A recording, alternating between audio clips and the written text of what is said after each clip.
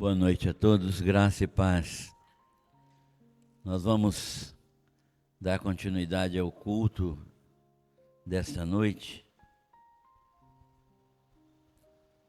estudando a palavra do Senhor agora, no livro de Hebreus, na carta aos Hebreus, no capítulo 4. Nós já estudamos os 3 primeiros capítulos, e agora nós vamos estudar o capítulo 4. Vamos fazer a leitura, estará projetada aí. Então, todos podem acompanhar. Portanto, tendo-nos sido deixada a promessa de entrarmos no seu descanso, temamos, não haja algum de vós que pareça ter falhado. Porque também a nós foram pregadas as boas novas, assim como a eles. Mas a palavra da pregação nada lhes aproveitou, porquanto não chegou a ser unida com fé naqueles que a ouviram.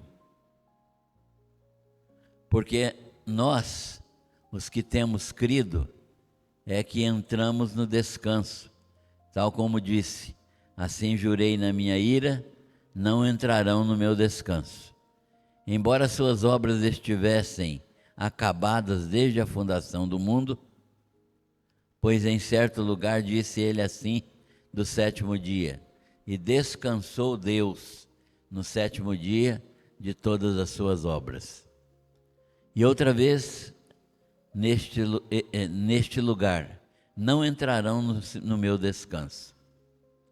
Visto, pois, restar que alguns entrem nele, e que aqueles a quem anteriormente foram pregadas as boas novas não entraram por causa da desobediência, determina outra vez um certo dia, hoje, dizendo por Davi, depois de tanto tempo, como antes fora dito: hoje, se ouvirdes a sua voz, não endureçais os vossos corações. Porque se Josué lhes houvesse dado descanso, não teria falado depois disso de outro dia. Portanto, resta ainda um repouso sabático para o povo de Deus. Pois aquele que entrou no descanso de Deus, esse também descansou de suas obras, assim como Deus das suas. Ora, à vista disso, procuremos diligentemente entrar naquele descanso, para que ninguém caia no mesmo exemplo de desobediência. Porque a palavra de Deus é viva e eficaz, e mais cortante do que qualquer espada de 2 gumes, e penetra até a divisão da alma e do espírito, e de juntas e medulas, e é apta para discernir os pensamentos e intenções do coração. E não há criatura alguma encoberta diante dele. Antes, todas as coisas estão nuas e patentes aos olhos daquele a quem havemos de prestar contas. Tendo, portanto, um grande sumo sacerdote, Jesus, Filho de Deus, que penetrou os céus, retenhamos firmemente a nossa confissão. Porque não temos um sumo sacerdote que não possa compadecer-se das nossas fraquezas, porém um que, como nós, em tudo foi tentado, mas sem pecado. Cheguemo-nos, pois, confiadamente ao trono da graça, para que recebamos misericórdia e achemos graça, a fim de sermos socorridos no momento oportuno. Amém. Esse é o texto do capítulo 4 da carta aos Hebreus, que nós vamos estudar nessa noite. Senhor nosso Deus e Pai, mais uma vez estamos diante do Senhor, agradecidos por mais um dia que o Senhor nos concede, mais um ano que se inicia, esta primeira quarta-feira deste ano. Te louvamos por estarmos aqui diante da Tua palavra. Queremos Te agradecer pelo cuidado do Senhor conosco e queremos pedir ao Senhor que nos abençoe com a Tua palavra nesta noite. Que a mão do Senhor esteja nos dirigindo, nos conduzindo, levando a cada um de nós a testemunharmos firmemente do Senhor Jesus e a apresentarmos diante do Senhor nossas petições, nossas orações, nossos pedidos e nossas ações de graça. Ajuda-nos, portanto, nós rogamos e bendizemos o Teu nome, em nome de Jesus. Amém. A carta aos Hebreus, que nós começamos a estudar no ano passado, né? No final do ano, é uma carta que é a última mensagem de Deus ao judaísmo. A última mensagem que Deus manda ao judaísmo. E o centro desta carta, o objetivo principal do autor é demonstrar que Cristo é o autor de um novo concerto, né? O autor de um novo concerto. Cristo é o autor de uma nova aliança. Essa nova aliança vem substituir aquela aliança do Velho Testamento que caducou. Aquela aliança dos 10 mandamentos, dos sacrifícios do templo, dos dias de festa, né? Dos cultos nas luas novas, etc., da obediência a preceitos de purificação. Essa aliança caducou. A aliança dos cordeiros mortos, né? Dos animais sacrificados para perdoar pecados, esta aliança caducou. Esta aliança perdeu o seu significado, porque Deus enviou Jesus Cristo, que substituiu perfeitamente todas as características, em todas as características, a aliança velha, né? E Jesus, então, foi o substituto perfeito da velha aliança. E ele, então, nesta circunstância, ele é autor de um novo concerto. Não a velha aliança do Sinai, mas a aliança da graça agora, não é? O Novo Testamento do seu sangue, que nos concede graça e misericórdia, e nos perdoa os pecados e nos dá uma nova vida.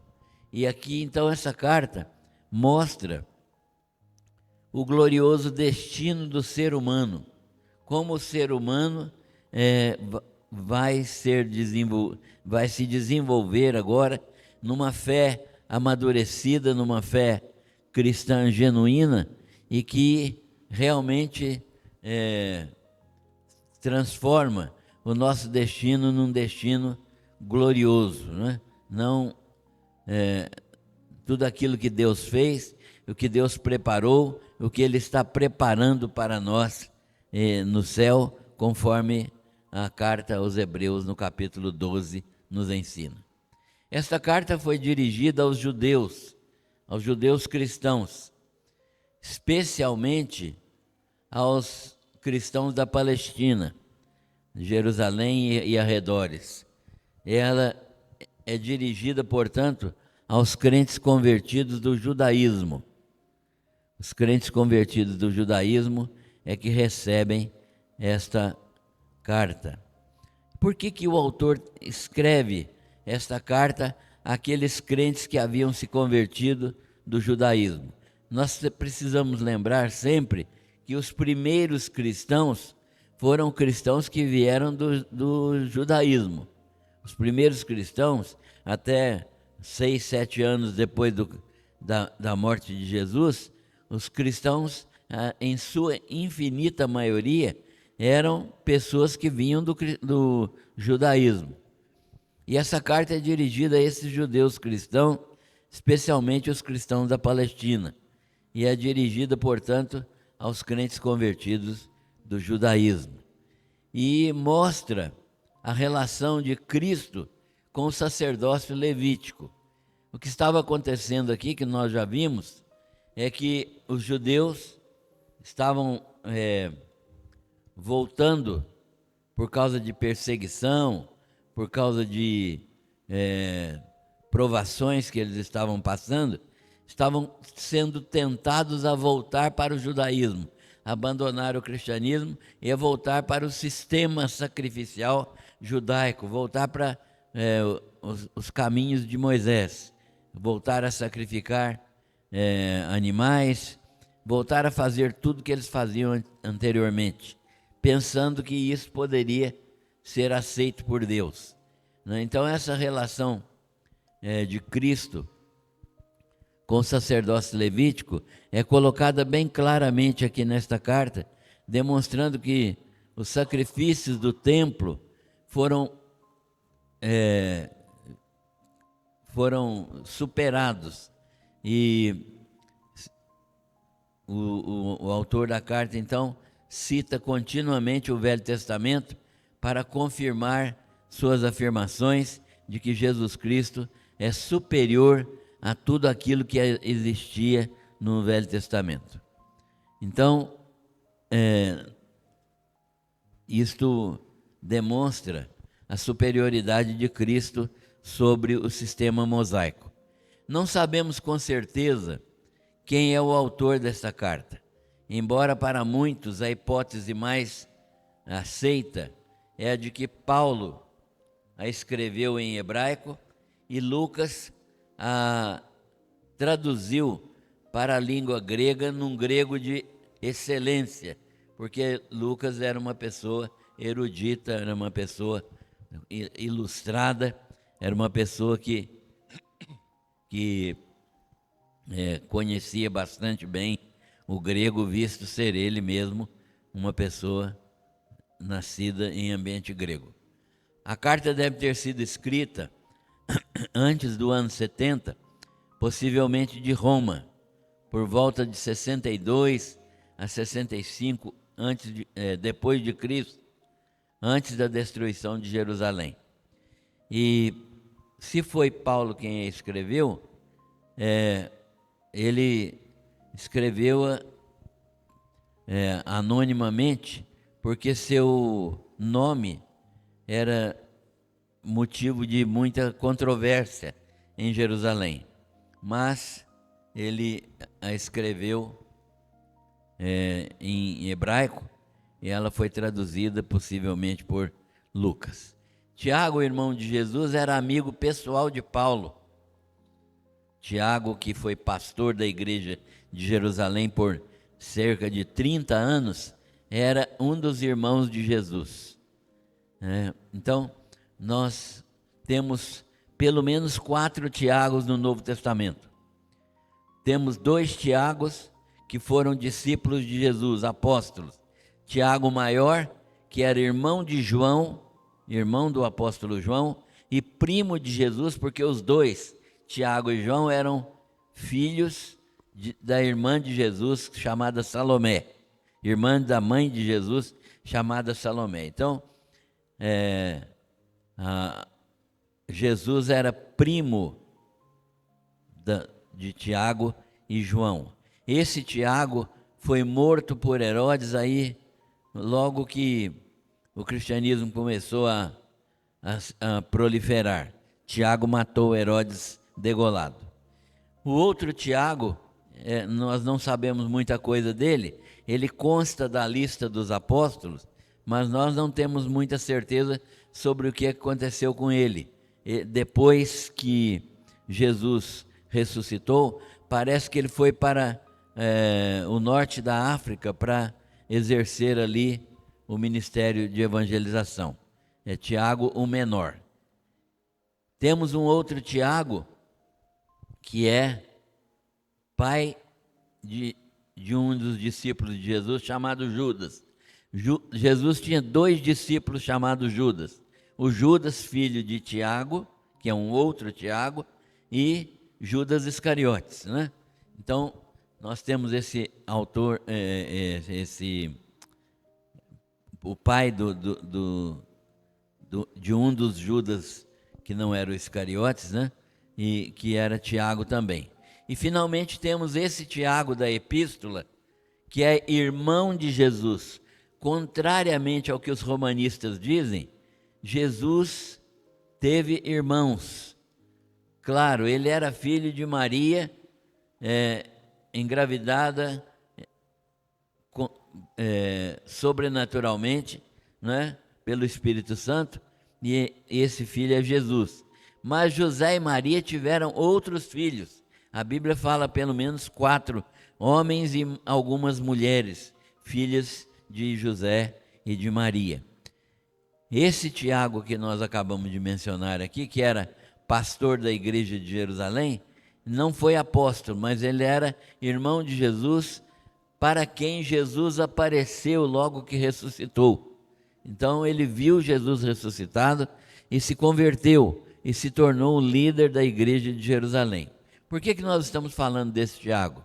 Porque ele era muito amigo de Paulo e, ao saber da notícia da morte de Paulo, logo escreveu a carta para encorajar os irmãos. Agora, Paulo, sabendo da morte de Tiago, né, escreveu a carta para encorajar os irmãos, né? Então, quando a igreja de Jerusalém ficou sem o seu pastor, que era Tiago, que foi morto também,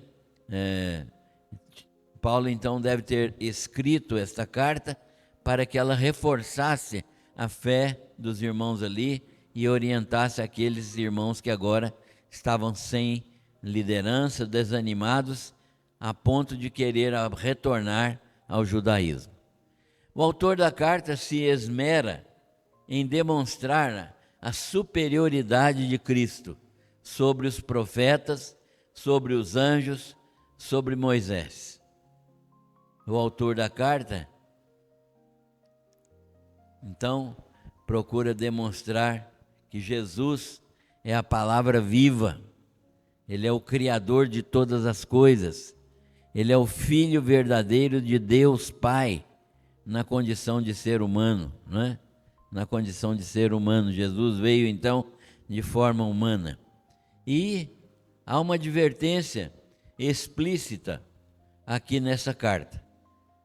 E nesse texto que nós lemos, o autor vai fazer uma advertência, vai chamar a atenção dos crentes judeus. Ele vai dizer, olha, assim como os que saíram do Egito no tempo do cativeiro, né, isto é, quase 2.500 anos atrás, e no tempo do cativeiro de Israel, muitos que saíram do Egito não entraram na terra prometida, mas morreram no deserto por causa da incredulidade.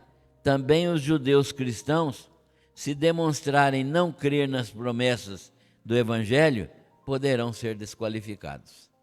Então ele está usando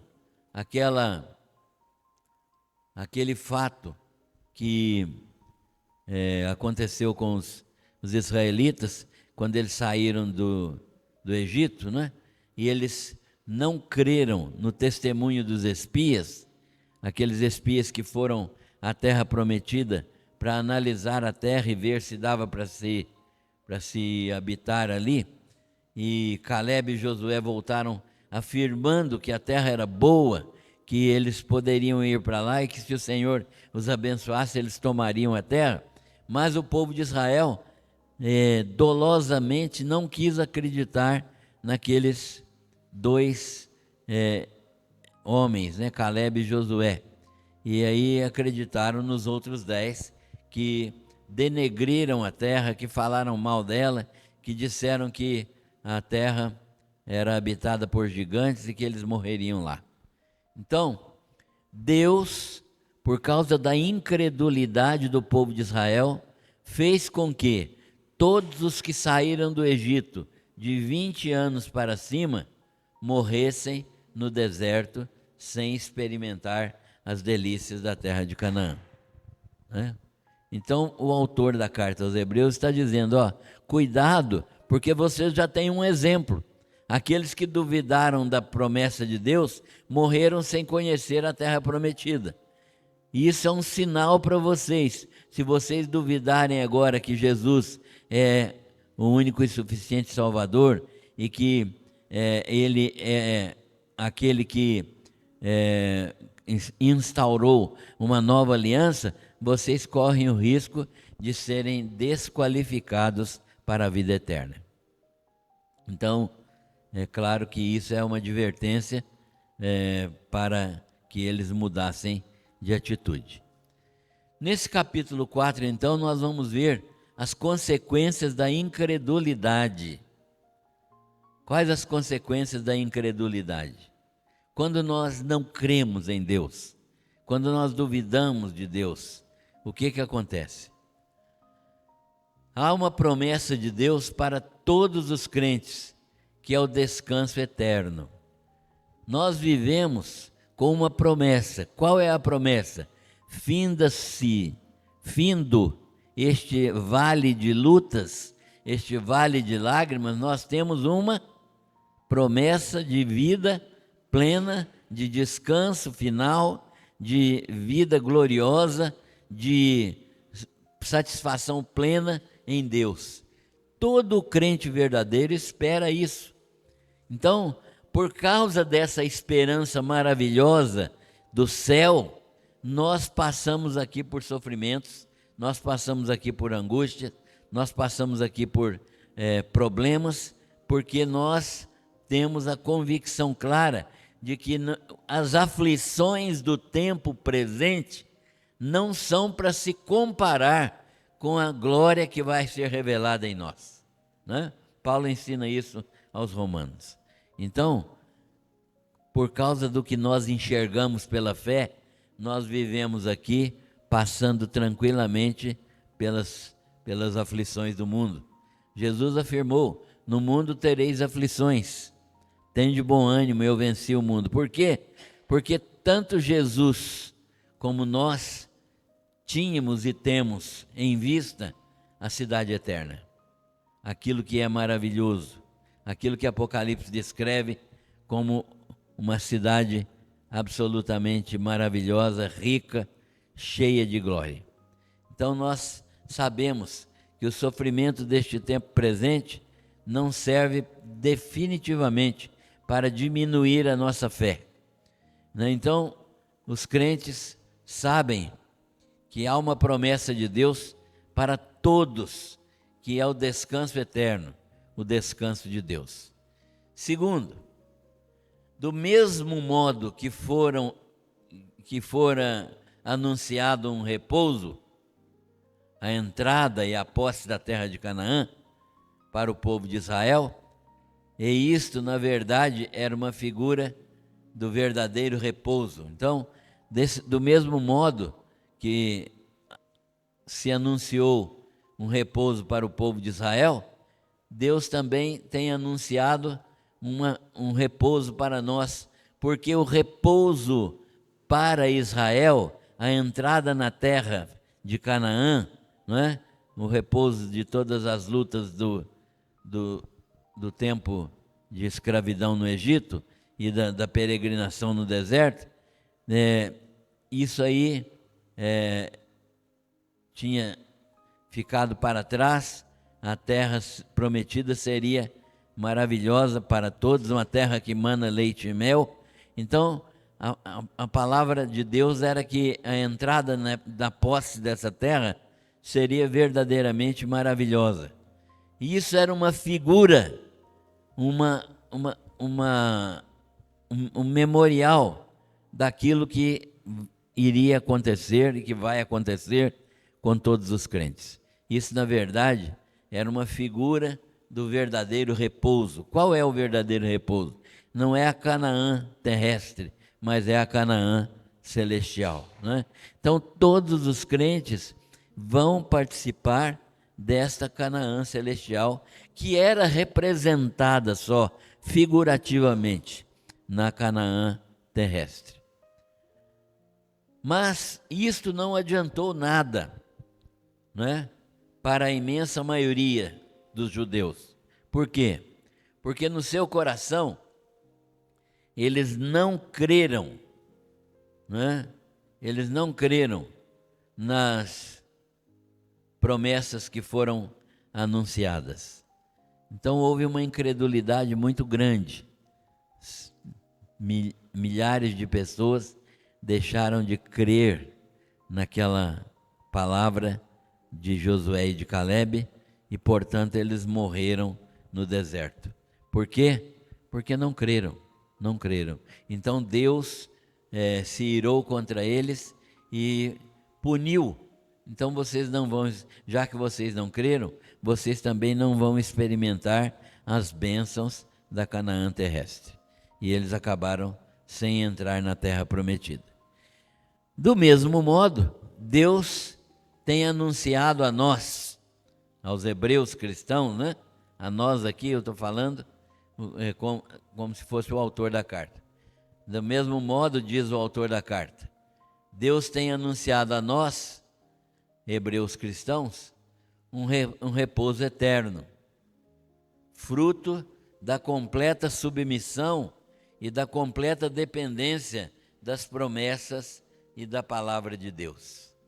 Então o autor da carta está dizendo, olha, do mesmo modo que o povo de Israel recebeu uma promessa de entrar na terra prometida, nós também hoje estamos recebendo uma promessa de entrar no gozo celestial. Mas como o povo de Israel não creu e não entrou, vocês também, né, correm o risco de, não crendo em Deus, não crendo nas promessas de Deus e voltando a não obediência, vocês correm o risco de não ser capazes de entrar na terra, na verdadeira Canaã, na terra prometida celestial. Então, dependência nessas bênçãos que foram anunciadas. Então, deste mesmo modo, Deus tem anunciado aos hebreus a palavra, as promessas baseadas na palavra dele. Como aqueles que foram incrédulos não entraram na terra prometida, mas creram, não creram, né, na promessa feita por Moisés, eles caíram no deserto. Morreram, todos os que saíram do Egito morreram no deserto. Porque Deus disse, assim jurei na minha ira, e não entrarão no meu repouso. Por que Deus puniu disciplinarmente esse povo? Porque eles duvidaram. Não há nada pior, não há um pecado pior do que a incredulidade. Porque a incredulidade me impede de crer na palavra de Deus. É a mesma coisa que duvidar de Deus, de dizer que Ele não está falando a verdade. Então, esse pecado da incredulidade é um pecado para o qual não há possibilidade de transformação, de mudança. Por quê? Porque a pessoa, para receber bênção de Deus, precisa crer nele. Precisa crer nele. Então, o incrédulo, ele está completamente incapaz, por causa da incredulidade, de crer em Deus. Então Deus diz assim, assim jurei na minha ira, que não entrarão no meu repouso, no meu descanso. E esse povo realmente não entrou no descanso do Senhor. Mas há uma palavra clara relativa ao repouso semanal, ao sábado, né? Sábado é uma palavra que significa repouso, descanso, né? Não é sétimo dia, sábado é descanso. Deus criou todas as coisas em 6 dias e repousou de sua obra no sétimo dia. Quanto àqueles que foram incrédulos, ele afirmou, não entrarão no meu repouso. Então, o autor está demonstrando aqui que há uma palavra clara relativa ao repouso semanal, e não é desse repouso semanal que ele está falando. O repouso semanal é uma lei de Deus para nós, não é? Todos nós devemos trabalhar 6 dias e descansar 1. trabalhar mais 6 dias, descansar mais um. Não importa a ordem, importa é o período de repouso. O nosso corpo foi feito por Deus dessa maneira, de modo que nós precisamos do repouso semanal. Mas Deus não está falando aqui, na carta aos Hebreus, do repouso semanal. Ele está falando daquele repouso sabático, daquele repouso que ele vai dar de todas as lutas deste tempo presente. Nós vemos então aí que há um princípio de Deus estabelecido por Ele mesmo, e Ele mesmo cumpriu. Deus mesmo cumpriu o seu princípio do repouso. De maneira didática, Deus está nos ensinando que é necessário trabalhar 6 dias e descansar um, né? E Ele mesmo fez assim, para quê? Para que esse princípio ficasse cristalizado na mente do povo e para que todo o povo separasse um dia específico para louvor e adoração do Senhor. Então, ele repousou no 7º dia, e o que era um sinal entre Deus e Israel. O 7º dia, ou o dia do repouso, era um sinal de Deus com Israel. Não era sinal de Deus com mais ninguém, era de Deus e Israel. Então, o sábado é um sinal para Israel, que era um sinal de obediência e plena submissão de Israel ao Senhor. Mas os israelitas não entraram no gozo do repouso. Por quê? Porque eles desobedeceram às ordens de Deus. Eles guardavam o 7º dia, mas não entraram no repouso da terra prometida. Por quê? Porque eles desobedeceram a Deus e não creram naquilo que Deus tinha dito por meio de Calebe e por meio de Josué. Então agora Deus vai puni-los por causa da incredulidade. Apesar de eles estarem guardando um dia em cada 7, né? Trabalhar 6 e guardar um, apesar de eles estarem cumprindo isso regularmente, por causa da lei de Moisés, mas eles não cumpriram aquilo que Deus determinou, né, de crer que a terra do descanso verdadeiro era a terra de Canaã. Então, por causa disso, por causa dessa desobediência, de não andarem em plena submissão, eles foram separados ali da terra e não entraram na terra prometida, mas morreram no deserto. Israel não entrou no gozo do repouso porque desobedeceu às ordens de Deus. Outros, porém, aqueles que saíram do Egito de 0 anos até 20 anos, eles entraram no descanso de Canaã, que entretanto não é o descanso definitivo ainda, né? Sendo apenas uma figura do verdadeiro descanso. O que Deus estava querendo demonstrar era o seguinte: eles estavam saindo do cativeiro egípcio, estavam entrando na terra de Canaã. Eles estavam saindo num período de trabalhos e lutas para entrar num período de descanso, que era o período da terra de Canaã. E isso tudo era símbolo da libertação deles do pecado, da decisão deles de assumirem um compromisso com o Senhor e de projetarem para o futuro um descanso real ainda, um descanso verdadeiro, que é o descanso celestial. Então, o texto nos mostra claramente isso, que o descanso, que Canaã, apesar de ser um lugar onde que Deus ia fazer o povo de Israel descansar de todo o sofrimento do Egito, ainda não era o descanso final verdadeiro, mas o descanso final verdadeiro era e é o céu. Então, o descanso cananita, o descanso de Canaã, era simplesmente uma figura do verdadeiro descanso. Esse descanso é, na verdade, um outro dia. Um outro dia. É interessante que Davi, né, anuncia isso muito tempo depois. Ele diz: hoje, se ouvirdes a sua voz, não endureçais os vossos corações, como na provocação no deserto. É claro que este descanso, chamado hoje, não é o descanso que seria dado por Josué.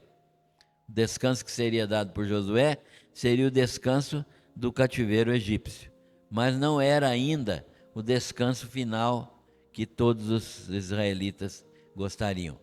Então, por isso Davi fala, né? Hoje, se ouvirdes a sua voz, não endureçais os vossos corações como na provocação no deserto. Porque o sábado, o descanso dado por Josué na terra de Canaã, era apenas um símbolo do verdadeiro descanso. Então, o dia do descanso verdadeiro é hoje. É hoje. Não é sábado, é hoje, não é?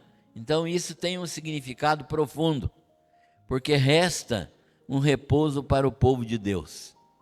E porque todo aquele que entrou no descanso de Deus, descansa perfeitamente das suas obras. Por isso que o salmista diz que o descanso é hoje, porque para os verdadeiros crentes, o descanso é no momento em que ele crê no Senhor Jesus como seu Senhor e Salvador. Esse é o verdadeiro descanso. Então todos nós já estamos no descanso. Todos nós que já somos crentes em Jesus Cristo, já estamos potencialmente no descanso, porque nós já estamos em Cristo. Todos nós que estamos em Cristo, já estamos no descanso eterno. Então, por isso que o salmista fala que hoje, se ouvirdes a sua voz, não endureçais os vossos corações. Isso tem um significado muito profundo. Resta um repouso para o povo de Deus, porque todo aquele que entrou no descanso de Deus, isto é, que creu em Jesus Cristo como Senhor e Salvador, descansa perfeitamente de suas obras. Eu não preciso mais de fazer nada, porque eu estou descansando em Deus, em Jesus, né? Por isso que o hino fala, descansando no poder de Deus, né? Porque o nosso descanso é a pessoa de Cristo. Deus, ele repousa, o verdadeiramente crente, descansa perfeitamente de suas obras. Ele não tem que fazer mais nenhuma obra para descansar, para ser salvo. Ele já é salvo em Cristo Jesus. Ele repousa agora na perfeita obra de Cristo. A obra de Cristo foi absolutamente perfeita. Deus repousou após completar a sua obra. Da mesma maneira, todos nós, né, os judeus cristãos, e nós também devemos repousar, porque Deus já repousou das suas obras, e nós repousamos na obra que Cristo realizou. Então agora, o que é que nos cabe fazer? O autor da carta está perguntando aos judeus cristãos. O que é que nos cabe fazer agora? Cabe a nós entrarmos no descanso espiritual oferecido por Deus, por meio da obra de Jesus Cristo na cruz, e não seguir o exemplo negativo de nossos antepassados quando eles desobedeceram ao Senhor. Olha o que estava acontecendo. O autor da carta está dizendo, olha, se vocês voltarem a querer praticar os sacrifícios da velha lei, se vocês quiserem voltar a praticar os regimes alimentares da velha lei, a fazer as lavagens e abluções que a lei determina, vocês estarão voltando a trabalhar, a lutar por algo que já foi conquistado. Vocês já podem descansar.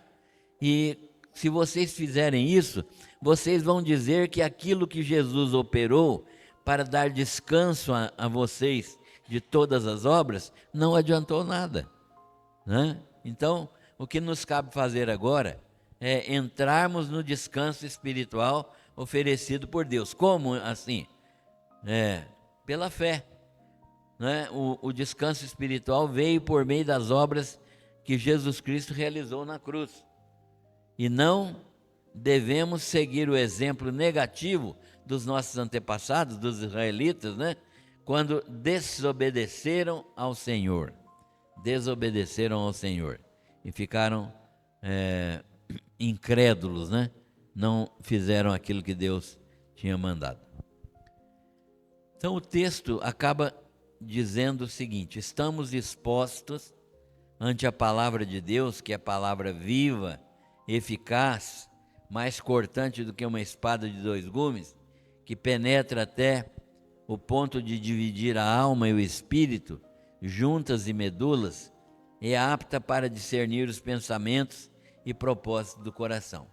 Não adianta querer fugir, porque nós estamos expostos diante da palavra. A palavra de Deus, o autor da carta está falando aos Hebreus, ela expõe as nossas motivações, ela expõe o nosso coração. Não adianta querer fingir diante de Deus. Essa palavra declara para nós aquilo que está dentro do nosso coração. E muitas vezes ela é uma espada cortante que penetra até o íntimo do nosso ser e revela verdadeiramente aquilo que nós pensamos, aquilo que nós fazemos, aquilo que o modo como nós agimos. Ela é apta para discernir os pensamentos e para discernir também os propósitos do coração. Então, a palavra de Deus é uma palavra que vem esclarecer a nossa mente e abrir o nosso coração para o entendimento daquilo que se passa dentro do nosso coração. Todas as criaturas, todas, estão nuas e patentes diante de Deus, estão manifestas na sua presença. Não é possível esconder de Deus. Todas as coisas estão nuas e patentes aos olhos daquele a quem devemos prestar contas. Então, o autor da carta está dizendo aos Hebreus: não adianta vocês terem outra motivação. Por quê? Porque Deus conhece perfeitamente toda a motivação do coração de vocês. Então é necessário ajustar com Deus a motivação e servir a Deus de todo o coração. Graças a Deus, temos um perfeito e grande sumo sacerdote, diz o autor da carta. Ele penetrou os céus e intercede por nós. Nós temos um intercessor que está no céu, né? Diz o autor da carta aos Hebreus. Por isso devemos conservar firmes a nossa confissão. Por quê? Porque mesmo se tivermos algum pecado, nós temos um intercessor lá no céu que é um sumo sacerdote, alguém que se compadece das nossas fraquezas, né? Porque como Deus em carne humana, ele foi tentado em todas as coisas, semelhantemente aos seres humanos, porém sem pecado.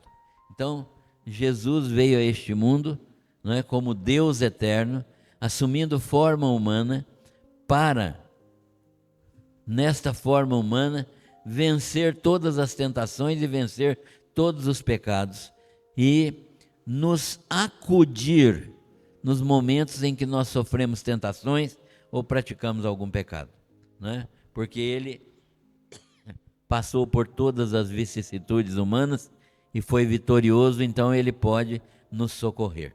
Este sumo sacerdote é alguém que pode compadecer-se das nossas fraquezas.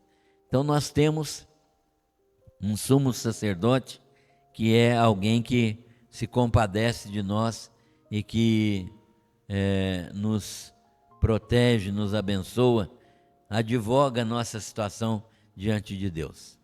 E por meio dele, por meio desse sumo sacerdote, nós devemos chegar ao trono da graça. Nós devemos chegar ao trono da graça. Lá, diante do trono da graça, que nós podemos ter livre acesso, aqui agora, em qualquer lugar, nós podemos ter livre acesso ao trono da graça, porque o caminho foi aberto por Jesus. Então, por meio dele, devemos chegar ao trono da graça e recebermos a misericórdia de Deus, a graça abundante e o socorro em tempo de necessidade. Então, o autor da carta aos Hebreus está demonstrando para eles que eles não precisam tentar voltar ao judaísmo, que eles podem e devem continuar vivendo no cristianismo, que eles estão agora mais bem equipados do que quando eles estavam no judaísmo, porque no judaísmo eles tinham que matar um cordeiro para receber perdão de pecados e para receber ajuda, mas agora nós temos um advogado que está junto ao Pai e que atende às nossas orações em qualquer momento, em qualquer instante do dia ou da noite, né? Então, isso que ele está falando para os hebreus. Cheguemo-nos, pois, confiadamente ao trono da graça, para que recebamos misericórdia e achemos graça, a fim de sermos socorridos em tempo oportuno, né? Em tempo de necessidade. Isso é o que o autor da carta fala aos nossos irmãos judeus cristãos do primeiro século. Muito bem, encerrando com algumas aplicações. Primeira, Hebreus aborda uma temática peculiar. Os judeus cristãos, sob perseguição, eram tentados a retornar às práticas judaicas. O autor expõe a superioridade de Cristo sobre o sistema religioso judaico. E ele demonstra que, na verdade, esta situação, o sistema religioso judaico, era simplesmente uma sombra das coisas futuras, mas que Cristo veio e ele é absolutamente suficiente. Jesus veio e substituiu totalmente os rituais judaicos pela sua própria vida. E ele então é o Senhor suficiente, capaz, perfeito para nos perdoar de todos os pecados e nos purificar de toda injustiça. Segunda, a desobediência derivada da incredulidade levou o povo de Israel a não gozar as bênçãos de Canaã.